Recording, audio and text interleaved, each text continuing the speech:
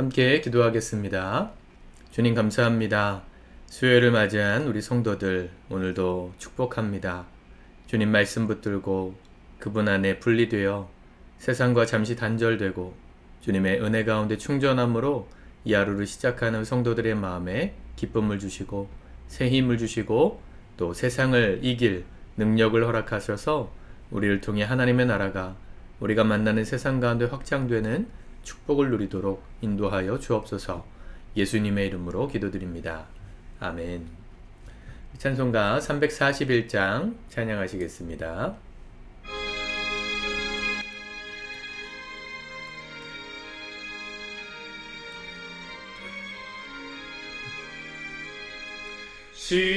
십자가를 내가 지고 주를 따라갑니다.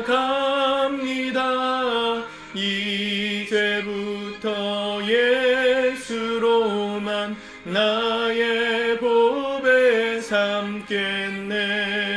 세상에서 부귀 영화 모두 잃어버려도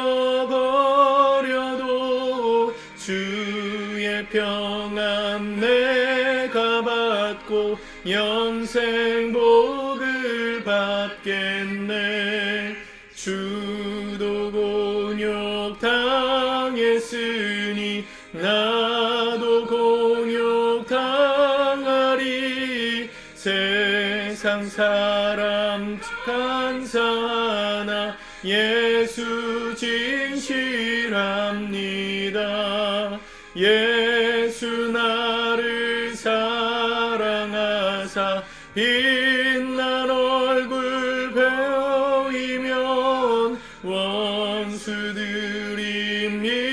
미워해도 염려할 것 없겠네.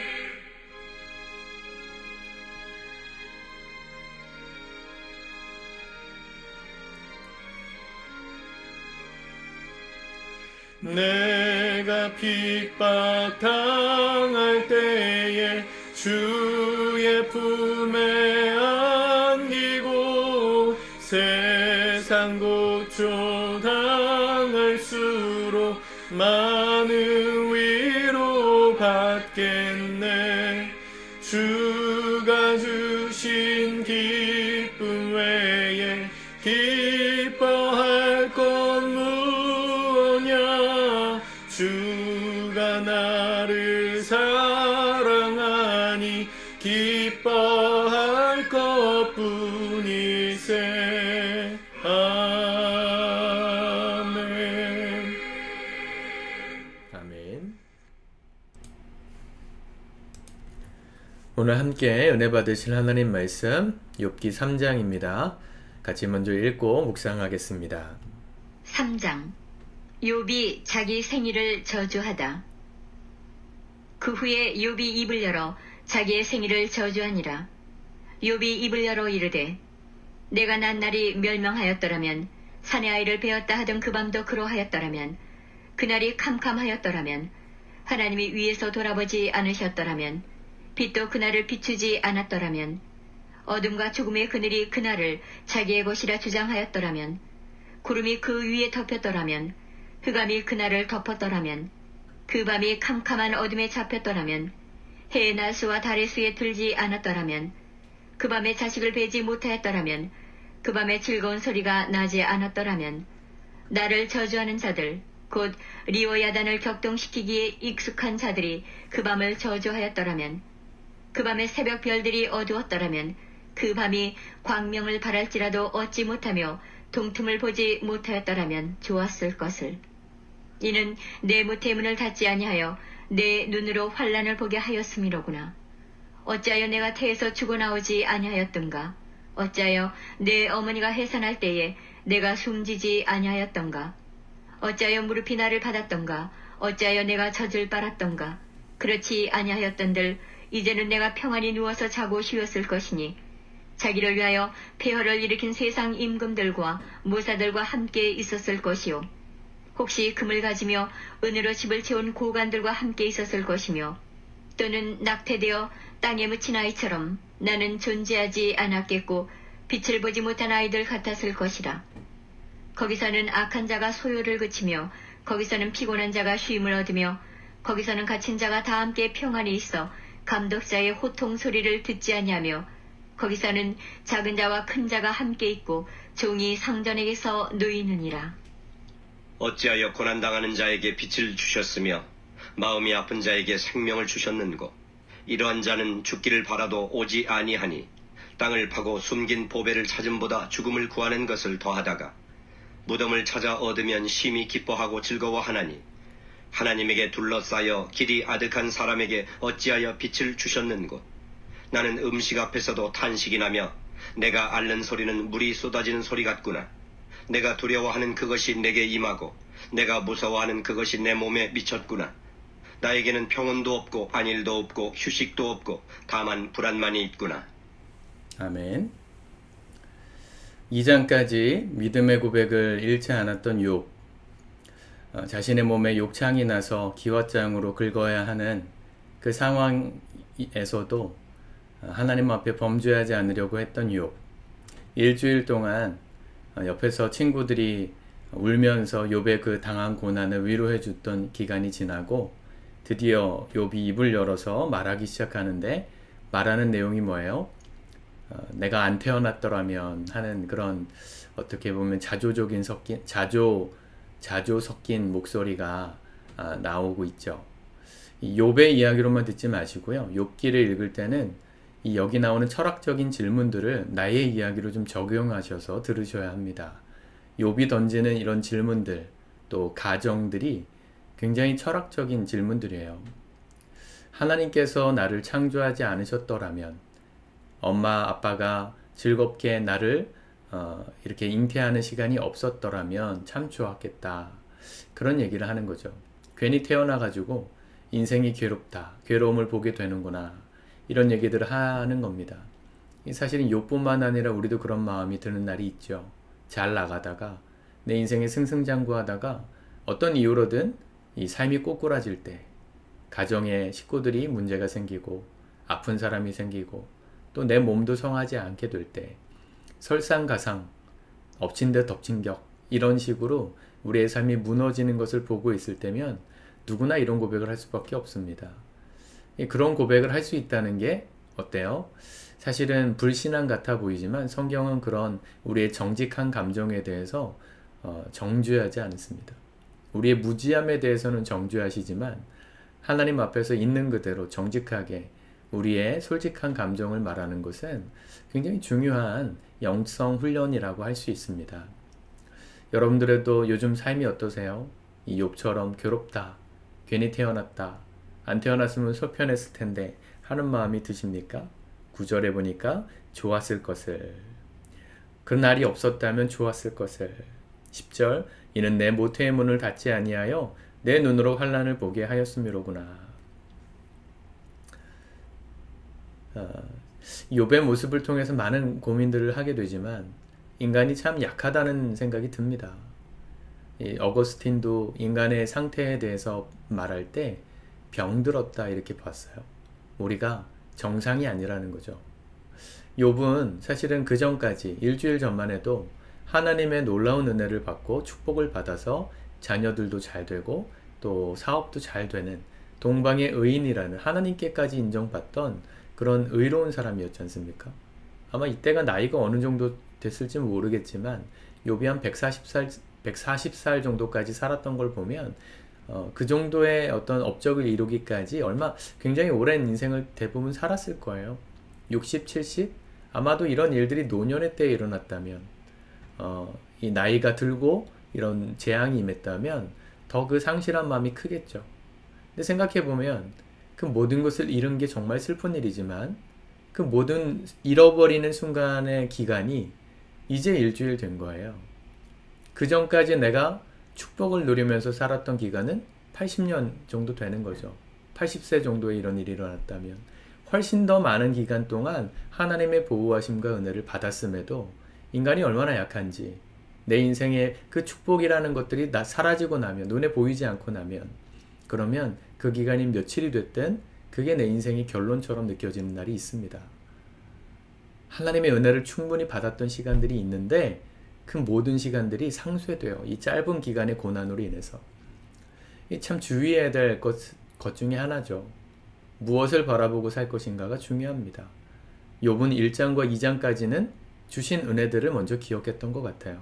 내 시선이 내가 지금 당한 고난에 이 고난 받고 있는 이것에 대해서 집중하기 시작하니까 마음이 우울해지고 불안해지고 슬퍼지는 거죠.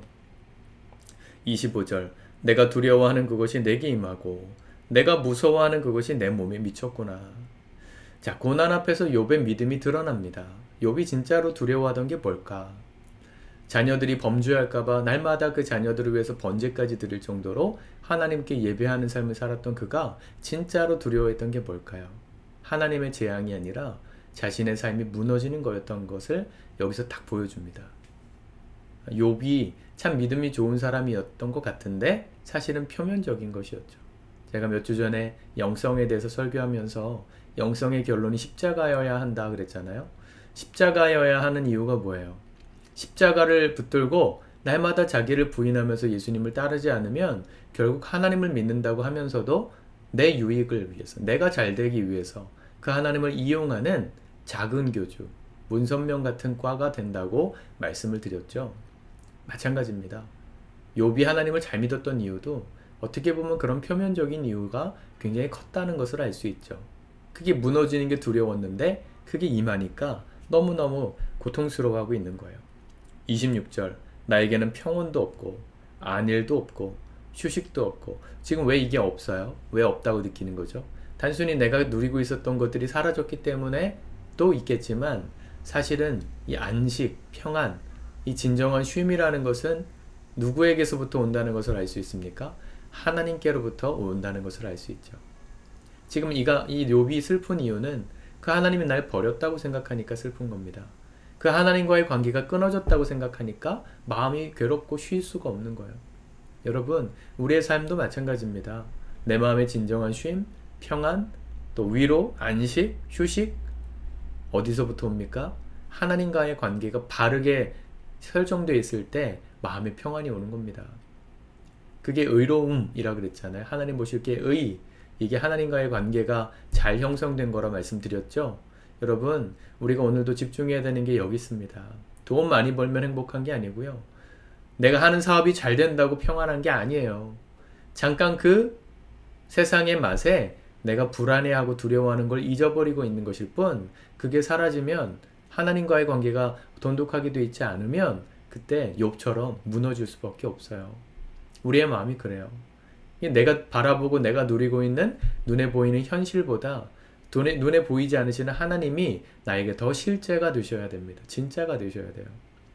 리얼 라이프가 되셔야 돼요. 좀 옛날 영화지만 아바타라는 영화를 보면 거기 이 다리를 못 쓰는 군인이 이 기계 안에 캡슐 안에 들어가 가지고 이 정신으로 이렇게 연결돼 가지고 그 나비족의 일원인 것처럼 연기하는 게 나오잖아요. 저는 정확하게 잘 모르겠어요. 처음부터 끝까지 본 적이 없어서. 보면 거기가 정신이 이렇게 딱 연결되어 있는데 어느 순간에 거기 나비족의 그 예쁜 여자 뭐라 해야 돼요? 여자 캐릭터? 그 캐릭터와 사랑에 빠지죠. 이 군인이 인간인데 정체성의 혼란을 겪습니다. 어떤 혼란을 겪습니까? 자기가 나비족의 일원으로 막 이렇게 전사같이 이렇게 멋지게 걸어다니고 뛰어다니는 그 삶이 너무 좋은 거예요. 그게 실제가 되니까 어떻게 돼요? 실제로 그 나비족 일원으로 살게 되죠. 살아가요. 뭐가 진짜냐? 이게 그 사람의 인생을 바꿔요. 하나님이 진짜인 사람, 삶이 무너진다 한들 하나님이 진짜이기에 두려워하지 않을 수 있어요. 두렵겠지만 그 하나님을 의지하여서 이 두려운 시기를 견딜 수 있어요. 여러분, 우리에게 하나님은 어마무시한 믿음을 요구하시는 게 아닙니다. 이 정도의 시험이 있어도 너는 입 하나 뻐끗하지 않고 죄짓지 말아라. 이 정도 요구하시는 분이 아니에요. 우리 입술로 하나님 두렵습니다. 불안합니다. 내가 안 태어났었으면 좋았겠습니다. 라고 말하더라도 그 말을 어디서 해요? 하나님 안에서 하기를 바라세요. 왜냐하면 그런 시간을 통해서 하나님이 진짜구나. 내가 여태까지 진짜라고 생각했던 건 가짜구나. 의미 없는 거였구나. 언젠간 날아가는 것이었구나. 욥이 이 고난을 당해서 이 어려움을, 이 모든 것을 잃기 전에, 잃지 않았더라도 욥이 언제 이걸 다 잃게 됩니까? 결국 죽음의 강을 건널 땐 다 놓고 떠나가야 되는 것들이잖아요. 우리 인생이 그런 거 아닙니까? 우리 인생도 다 놓고 가야 돼요. 결국은 최선을 다해서 내 인생을 살지만 여기에 너무 연연할 필요가 없다는 겁니다. 주신 이도 여호와시요 거두신 가져가신 이도 여호와라면, 그 하나님이 내 아버지이고 그분이 내게 실제라면 그분이 책임져 주시겠죠. 그 믿음이 있을 때 평안할 수 있어요. 저도 목회하면서 참 불안할 때가 많습니다. 오늘 여기 불안만 가득하다 이랬잖아요. 저도 불안할 때가 있습니다. 언젠가 꿈을 꿨던 것 같은데 이렇게 교회 모든 성도들이 다 떠나고 저 혼자 이 예배당을 정리해야 되는 상황이 있었던 것 같아요. 정확하게 기억은 안 나는데, 마지막으로 제가 광고를 막 하는데 오늘이 마지막 예배입니다. 뭐 이러면서 광고를 하는데 제가 막 울었어요. 근데 그 울음이 얼마나 슬펐는지 제가 자다가 뭐 울었어요. 울다가 깼어요. 불안함이 있는 거죠. 우리 성도들 솔직히 말하면 교회 뭐 문제 생겨가지고 서로 의가 상해가지고 교회가 무너지는 거 한순간이거든요. 오늘까지 예쁘게 또 기쁘게 즐겁게 모임을 했더라도 뭐 주중에 무슨 일이 생겨가지고 여러분 교회를 안 나올 이유를 찾는다면 얼마든지 그냥 끊어지는 관계 아닙니까? 얼마나 불안합니까? 근데 제가 여러분들 눈에 보이는 성도 한 사람 한 사람을 의지하고 있다면 불안할 텐데, 이 교회를 세우신 분이 눈에 보이지 않으시는 하나님이라는 사실을 저는 10년 동안 목격했고 경험했고 또 따라왔기에 성도들 한 사람 한 사람들의 사정을 신경을 쓰지만 더 많이 신경 쓰는 건 하나님의 마음이에요. 하나님이 이 교회를 버리시지 않는다면 그러면 이 교회에 소망이 있다 믿기 때문입니다. 여러분들의 삶에 문제가 있다면 시선을 돌려서 보이지 않으시는 하나님을 보는 것처럼 믿는 믿음을 달라고 기도하시기 바랍니다. 좀 힘들고 어려울 땐 좀 투정 부리셔도 괜찮아요. 하나님, 내가 안 태어났으면 참 좋았겠네요. 하나님, 이럴 거면 왜 날 만드셨어요? 라고 말씀하셔도 괜찮아요. 다만 하나님 앞에서 그 고백을 하시고 또 그 하나님의 마음을 알아갈 수 있게 해달라고 기도하시면 그 어려움의 시간을 극복하고 견디고 이기게 될 것입니다. 우리 성도님들의 삶에 욥의 고백이 위로가 될 수 있길 바랍니다. 욥의 이 진실한 고백이 우리의 고백이 되므로 어렵고 힘든 오늘 하루의 삶도 너끈하게 이기고 승리하는 저와 여러분들 됐으면 좋겠습니다. 기도합시다. 주님 감사합니다. 주님의 말씀을 진리로 받습니다. 욥의 입술에서 불평이 터져 나오고 있습니다. 믿음이 흔들린 것 같고 하나님이 원망스러워 하나님 앞에 투정 부리고 있는 욥의 모습이 마치 우리의 모습과 같다 느껴집니다.